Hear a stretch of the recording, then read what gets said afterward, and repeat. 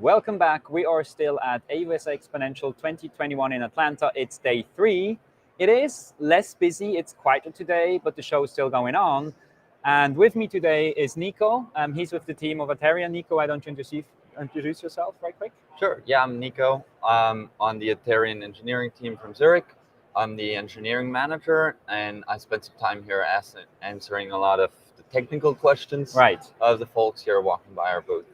Okay, and so you are with the Skynode team. So you basically know everything around Skynode. So I reckon that most of the conversations that you had were around Skynode, right?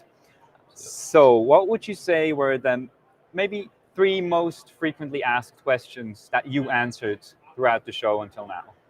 Right. So yeah, people walk by our booth and this beautiful orange box catches everyone's attention. And I think the most common thing I hear are people asking me, oh, so this is your autopilot. Right. And then I like to correct them and say, actually, there's a lot more than just an autopilot.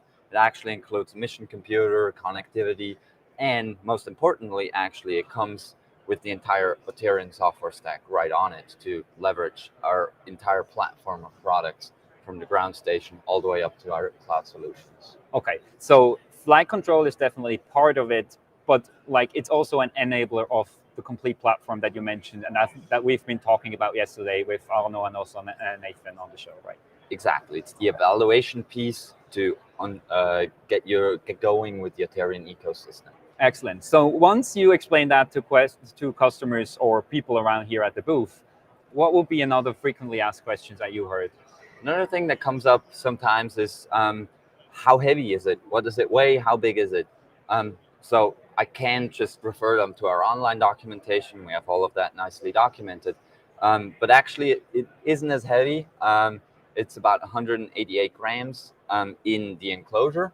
But if you have some size or weight anxiety, actually you can go to the OEM version, which is actually under 100 grams. It's, I think, 88 grams, thereabouts. And that's still including the heatsink.